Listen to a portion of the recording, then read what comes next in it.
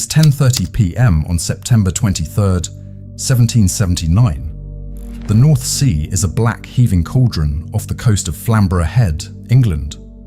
On the deck of the Bonhomme Richard, the air tastes of salt, rot, and the metallic tang of fear. A man stands near the taffrail, his coat soaked through with spray. He is not a large man, but the way he holds himself, shoulders squared, eyes scanning the impossible darkness, suggests a tension that could snap a mainmast. His name is John Paul Jones. He is currently commanding a rotting, leaky merchant ship converted into a vessel of war. Beneath his feet, the oak timbers groan, tired and splintered. He is outgunned, outmaneuvered, and deep in hostile waters. He is supposed to be a hero, but the British Admiralty calls him a pirate, a traitor, a man who deserves the gallows. He adjusts his hat against the gale. Beside him, a young lieutenant clutches a spyglass, his knuckles white. The boy is trembling. Jones doesn't look at him. He stares into the void where, he knows by the grace of a distant, flickering lantern on the horizon, the HMS Serapis lies in wait. The Serapis is a two-decker powerhouse, a brand new 44-gun frigate built for slaughter. Jones's Bonhomme Richard is an old East Indiaman, its guns rusted, its speed pathetic. On paper, this is not a battle, it is an execution. But Jones has never cared for paper. Born John Paul, the Jones would come later, born of a necessity to disappear in the humid, rugged landscape of Kirkbean, Scotland. In 1747, he was not born to the aristocracy. He was the son of a gardener. He was a creature of the tide from the moment he could walk. At 13, he was an apprentice on a brigantine, crossing the Atlantic with the indifference of a man who knew the sea would eventually claim him anyway. He learned the language of wind and canvas. He learned how to read the mood of a ship's hull before the helmsman could even feel it through the wheel. He was a man who lived in the narrow space between absolute authority and absolute chaos. The sea in the 18th century was a brutal classroom. It didn't care about your pedigree. It only cared about your ability to keep the water out and the guns firing. By the time he was 21, John Paul was already a captain. He was efficient, cold-blooded, and terrifyingly competent. But he was also a man who bristled under the thumb of British mercantile arrogance. He saw the way the captains treated the crews, like disposable livestock. When a mutinous sailor on one of his ships died after a lashing, a common occurrence, but one that could lead to charges of murder, Jones fled. He left Scotland, left his name, and became a ghost. He reappeared in the American colonies just as the air began to hum with the electricity of revolution. He saw the opening, not for politics. He didn't care much for the lofty ideals of liberty initially, but for opportunity. The Americans had the audacity to declare war on the greatest naval superpower in history without a single warship to their name. They were fighting the British Empire with fishing boats and privateers. It was an absurdity. It was exactly the kind of insanity that Jones thrived on. He wasn't a gentleman officer. He was a scrapper. He didn't have the backing of a royal treasury, so he operated on the fringes. He understood that the British held the world by the throat because they treated the sea as a logistical highway. Jones realized that if you couldn't beat the Empire in a line of battle, you didn't fight them in a line. You fought them in the dark. You hit their trade routes. You burned their docks. You made the ocean, their primary source of power, feel like a death trap. In 1776, he took command of the Alfred, a converted merchantman.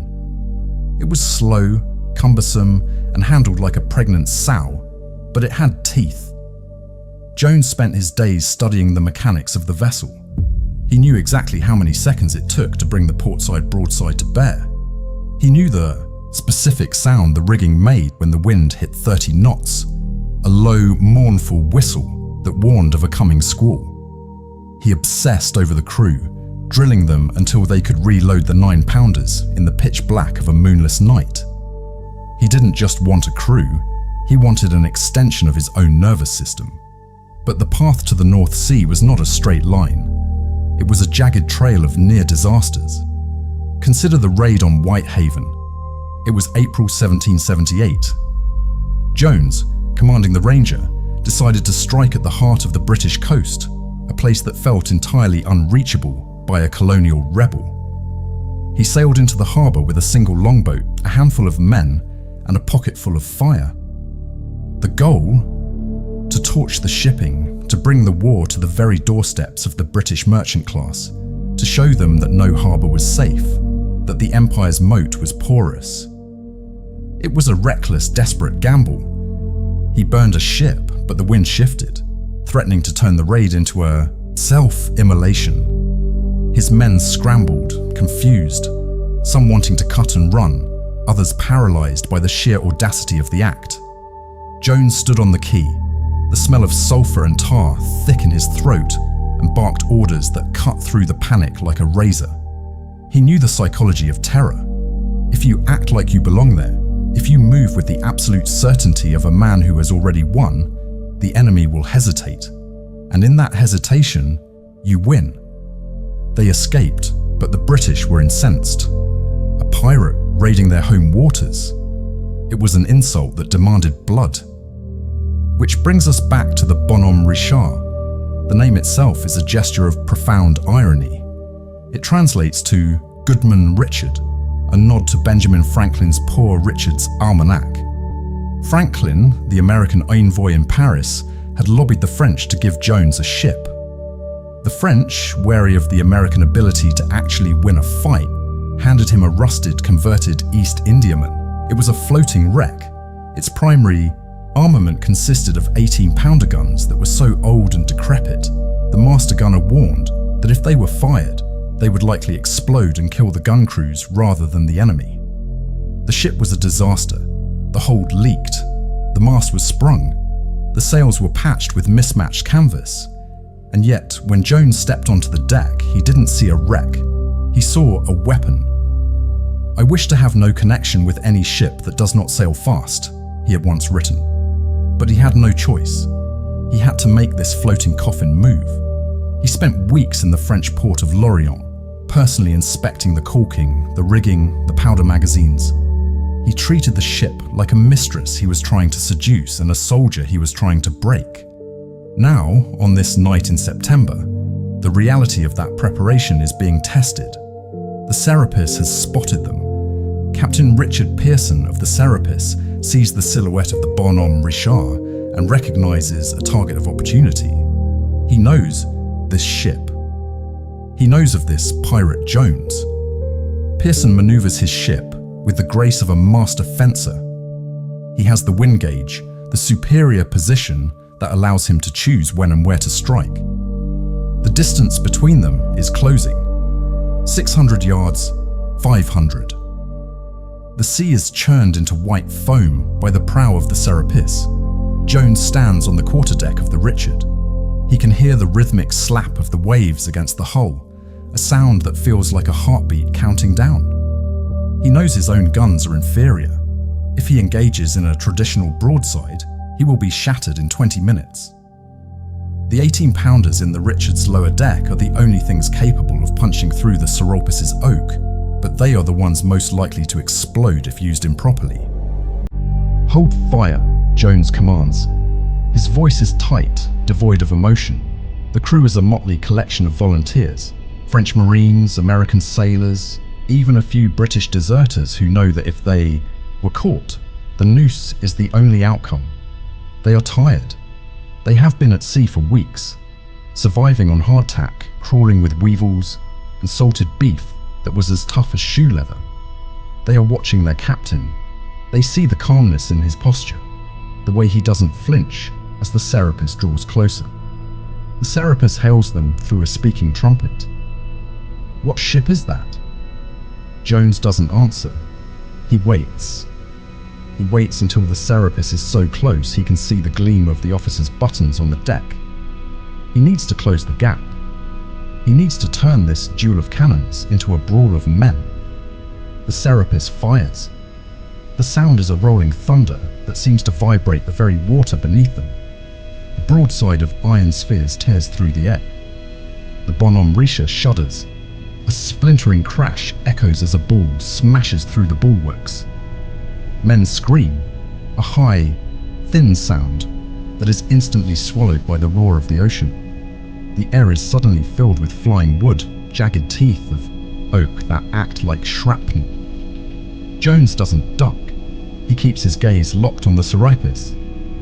Broadside, he bellows. The Richard unleashes its own fire. But it is a ragged, pathetic response. Two of the old 18-pounders in the lower deck burst upon firing, killing the gun crews and blowing the deck above them open. The Richard is effectively crippled before the real fight has even begun. The ship is bleeding. Water is rushing into the hull. The lower gun deck is a slaughterhouse of mangled bodies and twisted iron. Jones watches the smoke clear.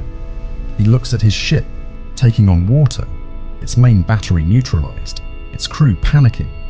Most captains would strike their colors. To continue fighting is not bravery, it is suicide. It is madness. But Jones isn't a captain who operates by the rules of naval engagement. He realizes that if he cannot outgun the Serapis, he must become part of it. He orders the helm hard to port. The Richard veers, its sails catching the wind with a violent snap. The goal isn't to maneuver for a better angle. It's a collision course. He is aiming for the bow of the Serapis. The Serapis sees the move too late. The maneuver is unseamanlike, dangerous, suicidal. It's the move of a man who has lost his mind. As the two ships drift together, the bowsprit of the Serapis snags in the rigging of the Richard. The two vessels are now locked in a deadly embrace, side by side, their hulls grinding against one another with the screech of tortured wood. The fighting instantly changes. The cannon fire stops, replaced by the crack of musketry and the dull thud of boarding pikes. This is no longer a battle of geometry and wind. It is a brawl. On the deck of the Richard, the situation is catastrophic. The ship is slowly sinking. The water is creeping up the ladderways.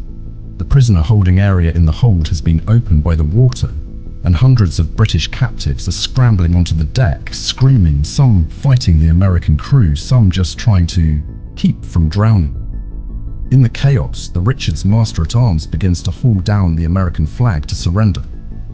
He shouts for quarter, his voice cracking with the terror of a man who knows he is about to go down with the ship. Jones hears the shout. He doesn't command. He moves. He sprints across the shifting, blood-slicked deck, his pistol drawn. He isn't thinking about the ship or the tactical situation. He is operating on pure, unadulterated fury. He grabs the man who is trying to lower the flag and, in a fit of rage, strikes him with the butt of his pistol. The man falls. The Serapis commander, Captain Pearson, calls out from his own deck, peering through the smoke. Do you strike? Do you surrender? This is the moment. The pivot point of history. The man who has nothing but a sinking, burning wreck turns to face his adversary. I have not yet begun to fight. It is a lie, of course. He has been fighting for hours. He has been fighting for years. But in that sentence, he isn't describing the physical state of the ship. He is defining the character of the resistance. He's telling the world that as long as there is a pulse, as long as there is breath, the conflict is not over. It is 11 p.m. The night is about to get much, much worse. The two ships are now tethered together by the sheer force of their entanglement. The Serapis tries to pull away, hoping to rake the Richard with one final devastating broadside. But the rigging is a tangled mess of rope and iron. They are inseparable. Jones realizes the Serapis is trying to maneuver. He knows that if they separate, the Richard will founder and sink within minutes. He needs to keep them locked. He sends a midshipman scurrying up the rigging, a boy with a basket of grenades, with the suicidal task of dropping them onto the exposed deck of the Serapis. It is a game of vertical death. The Serapis crew, realizing the threat, starts firing their own muskets into the rigging of the Richard. It is a scene from A Nightmare. Men fall from the high masts like ripe fruit, their bodies tumbling into the dark, churning water between the ships. The smell of burning oak, gunpowder and blood is so thick it coats the tongue. Below decks, the scene is even grimmer. The Richard is a tomb. The carpenter is running from bulkhead to bulkhead, desperately trying to plug the leaks, but the wooden patches are being blown out by the pressure of the ocean. He is up to his waist in water. He looks up through the hatch and sees the feet of the gun crews stomping above, the sound of the fight echoing like the beating of a drum. And then the luck shifts. The midshipman in the rigging of the Richard manages to drop a grenade through an open hatch on the Serapis. It lands directly into a pile of cartridges that the British crew had laid out for their own guns. The explosion is instantaneous and catastrophic. A sheet of flame erupts from the Serapis deck, sending bodies and burning timbers flying into the night sky. The blast clears the deck of the Serapis. It is a moment of horrific, blinding clarity. The British gunners are dead or incapacitated. Jones sees his chance. He doesn't wait for a signal. He screams for his men to board. The Americans, most of whom were cowering in the shadows of the Richard's gun ports moments ago, suddenly surge forward. They clamber over the jagged railing, jumping onto the deck of the Serapis. They move with the desperate, feral energy of men who have looked into the abyss and decided to climb out. The fight on the deck of the Serapis is short, brutal, and intimate. It is the clash of steel, the grunt of exertion, the wet sound of blades finding homes in soft tissue. There is no strategy here. There is only the survival of the individual. Jones follows his men, his sword drawn. He is not a commander now. He is a participant in the carnage. Captain Pearson, standing on his quarterdeck, sees the tide of the battle turn. He sees his crew decimated, his deck in flames, his ship a smoking wreck. He looks at his own colours, the Union Jack, fluttering proudly against the black sky. He realises that this pirate, this ghost of the American rebellion, has done the impossible. He has taken a rotting merchantman and dragged the pride of the British Navy down into the mud with him. Pearson walks to the flag halyard. With a slow, deliberate motion, he lowers the British colours. Silence suddenly descends on the chaos. It is not a true silence. The ships are still groaning, the fire is still crackling, and men are still moaning in the dark. But the thunder of the guns has stopped. The killing has ceased. Jones stands on the deck of the Serapis, his uniform shredded, his face blackened by soot and blood. He takes a breath, a sharp, ragged intake of air that feels like the first breath of his life. He looks down at his own ship, the Bonhomme Richard. It is gone. Not physically, it is still lashed to the Serapis, but it is dead. It is a hollow shell, a skeleton of wood and iron that has served its purpose.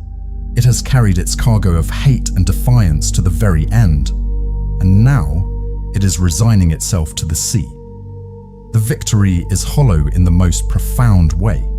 The prize is a wreck. The victor is a man with no ship.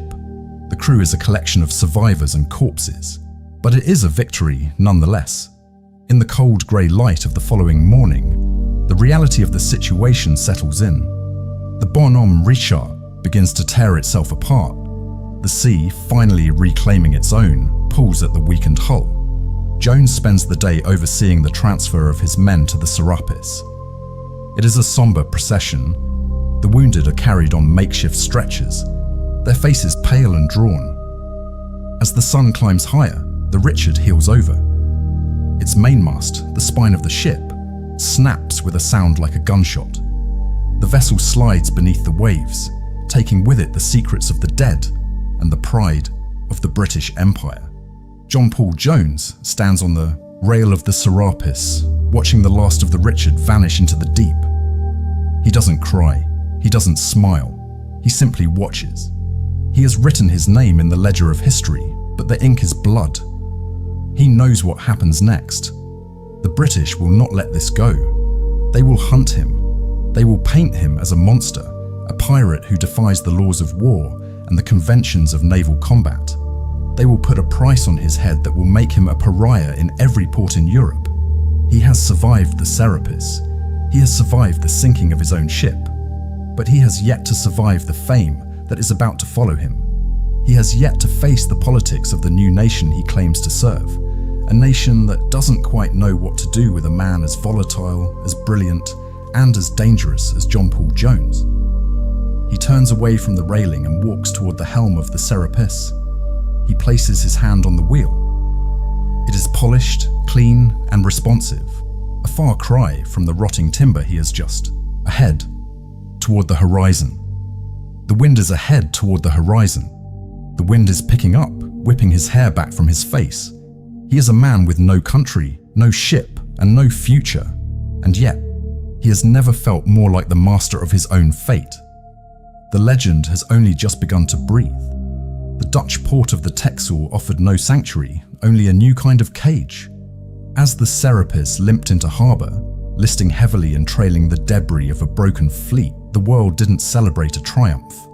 It recoiled from a diplomatic catastrophe.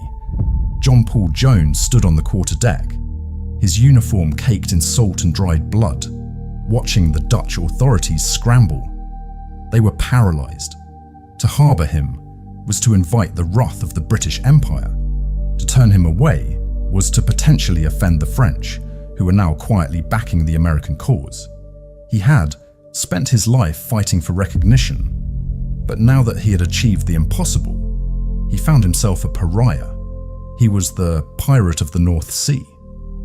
The British press, unable to reconcile the humiliation of the Serapis with the rigid hierarchy of their own naval tradition, cast him as a villain, a man who fought without honour, a man who broke the rules of engagement.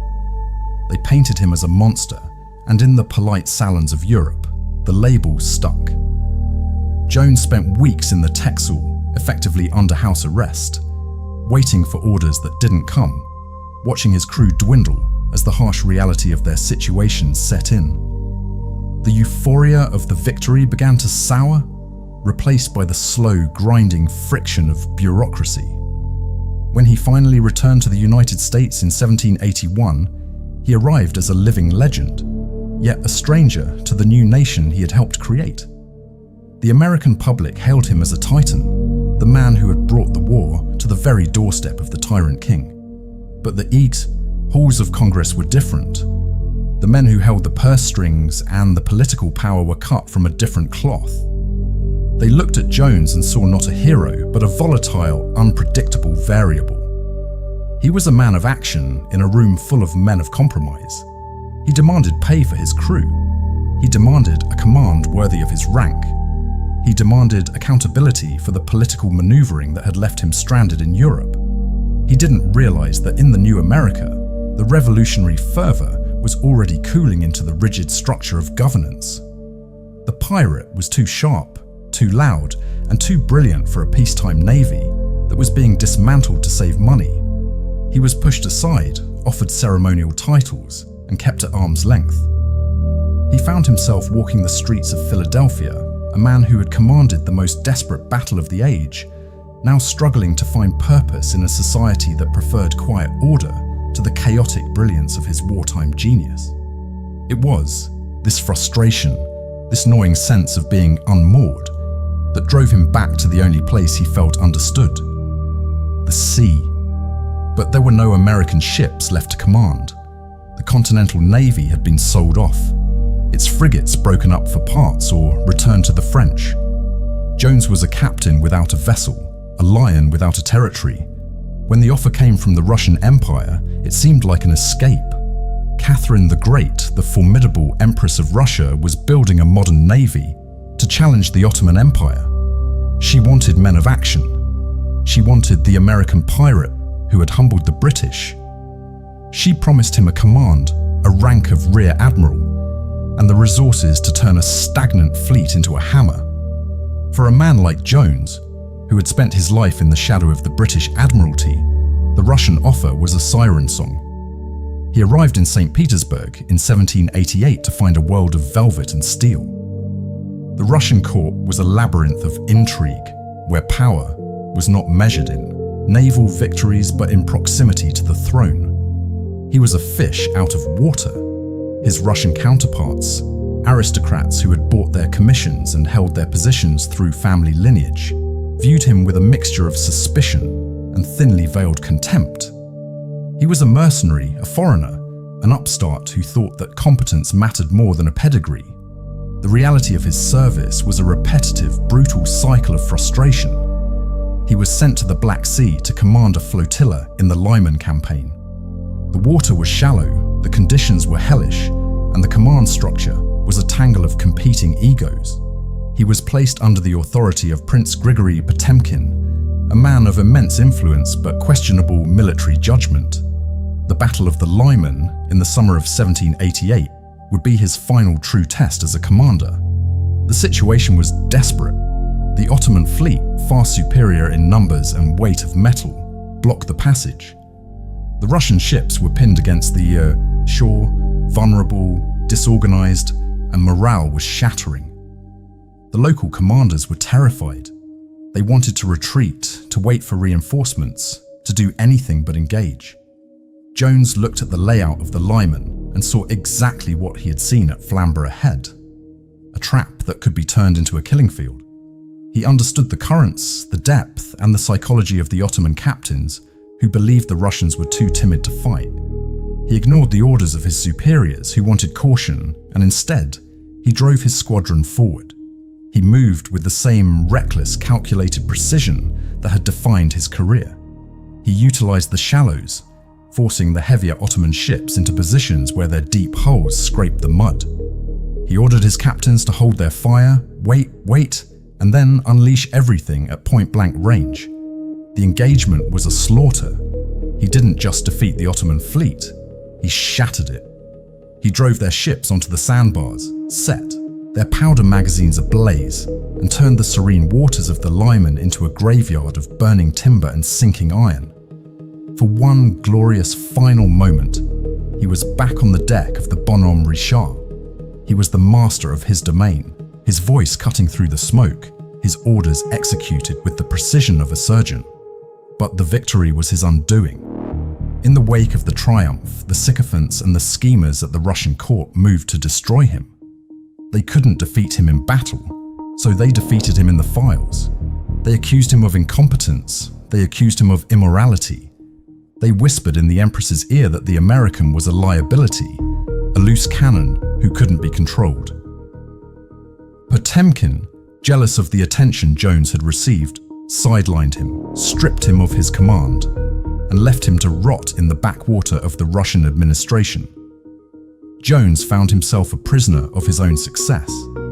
He was barred from the court, ignored by the generals, and subjected to a smear campaign that would have broken a lesser man. He spent his final months in Russia in a state of purgatory, writing letters that were never read, petitioning for a fair hearing that would never happen. He had come to Russia to build a legacy, and he was being erased by the stroke of a bureaucrat's pen. When he finally left St. Petersburg, he was a broken man. He was 45 years old, but his body felt 80. The stress, the constant vigilance, the decades of fighting the sea and the system, it had all caught up to him. He travelled to Paris, the city of lights, the city of revolution, seeking a refuge that didn't exist. Paris in 1792 was a pressure cooker. The revolution was tearing the social fabric of France apart. The streets were filled with the sound of chanting, the smell of cordite, and the tension of a society in the midst of a violent rebirth.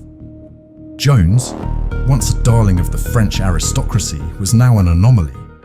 He was a relic of an old order, a man who had fought for republics but lived like an aristocrat, a man whose fame had been built on the violence of war in an age that was beginning to fear it. He took a small, sparse apartment overlooking the Rue de Tournon. It was a far cry from the quarterdeck of a ship of the line. The roar of the ocean was replaced by the muffled roar of the Parisian mobs. He was tired, his heart weakening, his lungs failing from years of exposure to smoke, salt, and the damp. He didn't go out much.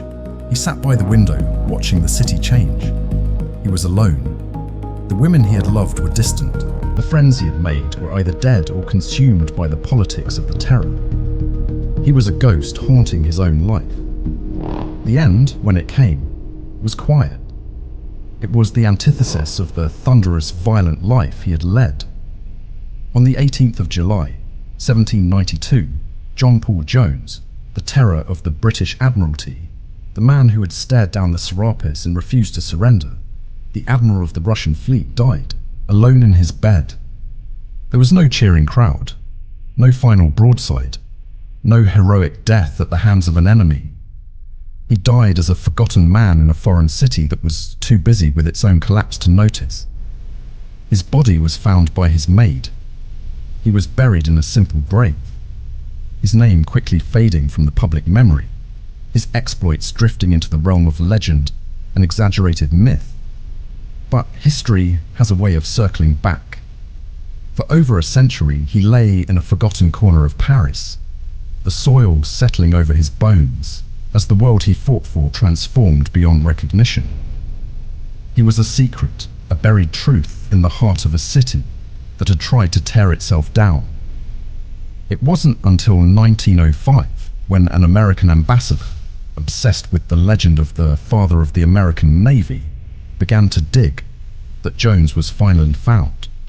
They found him in a lead coffin, preserved by the strange alchemy of the Parisian earth. They brought him home.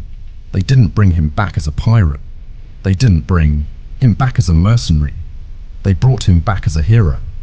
He was laid to rest in a massive ornate sarcophagus in the crypt of the United States Naval Academy in Annapolis. It is a place of marble, light, and silence. It is a shrine to a man who, in life, could never find a place to rest. The tomb is heavy, imposing, and designed to look like the sea itself. A fitting final cage for a man who belonged to no one, and yet belonged to the ocean entirely. When you stand in that crypt, looking down at the heavy bronze and marble, you can't help but think of the Bonhomme Richard sinking in the dark waters of Flamborough Head. You think of the smoke, the screaming, the smell of blood, and the voice of a man who looked at the impossible and dared it to do its worst. History loves to categorize. It wants to put people in boxes: pirate, patriot, mercenary, hero, villain. John Paul Jones refuses to fit. He was all of those things, and none of them. He was a force of nature, a man who burned bright and fast because he couldn't imagine doing it any other way. The tragedy of John Paul Jones is not that he died alone in Paris. The tragedy is that he was a man built for the chaos of battle, born into an era that couldn't handle the consequences of his existence. He was the perfect weapon, forged by his own will. But when the war ended, there was no place for the weapon to go. So he faded. He was subsumed by the very systems he helped create. The navies he built became bureaucracies. The nations he fought for became cold and calculating. And the legend he built became a sanitized version of the truth, stripped of the grit, the blood, and the desperate, ugly reality of the fight. But when the wind kicks up off the coast of England, when the waves begin to churn, and the dark water turns that peculiar angry shade of grey, you can almost hear it. Not a ghost, not a spirit, but the echo of a command. A man, standing on a deck that no longer exists, looking out at an enemy he are gone. The empires have crumbled. The are gone. The empires have crumbled. The names of the kings and the ministers who sat in their high offices have been scrubbed from the ledgers of time. But the man who chose to jump, the man who chose to lash his sinking wreck to the side of the enemy and drag them both down into the deep, that man remains. He is the blind spot of history. He is the reminder that progress is not made by the sensible, the measured, or the polite. It is made by the desperate. It is made by the ones who have nothing to lose and everything to prove. It is a sobering thought, standing there in the cool, still air of the crypt, to realize that the foundation of a nation's strength was built by a man who was treated as an outcast in his own time. That the unsinkable force was actually just a man, terrified and tired, who decided, in one single, fraction of a second choice that he would rather die on his own terms than survive on theirs. We look at the monuments, we look at the flags, we look at the polished marble, but the truth is always down there, in the dark, in the cold, in the place where the ship went down. The real story isn't the victory, it isn't the rank, it isn't the sarcophagus. The real story is the silence that follows the roar.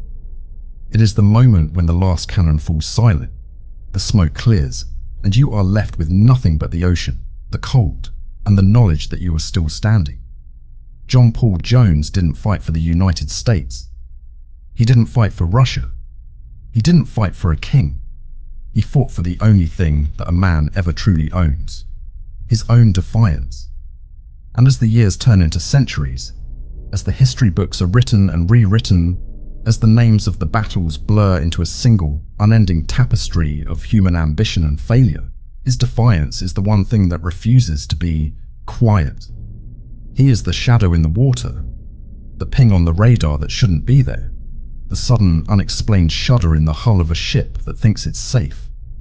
He is the reminder that no matter how organized we become, no matter how much we try to quantify the world, there will always be a spot we can't see, a place where the rules don't apply. A moment when, if you look closely enough, you might see a man standing on the deck of a burning ship, laughing at the inevitable, and refusing, even when the water is over his head, to ever give up. It's been a long journey from the coast of Scotland to the quiet crypt in Annapolis, but the sea doesn't keep track of time the way we do. For the ocean, that battle of Flamborough Head happened a second ago. The smoke is still clearing, the wood is still splintering, and somewhere in the dark, John Paul Jones is still waiting for the next order. Stay curious, my friends, because history isn't just about what happened, it's about the people who refused to let it happen to them. It's about the ones who, when the world told them to stop, simply sailed further into the dark. Until next time, stay safe and stay vigilant.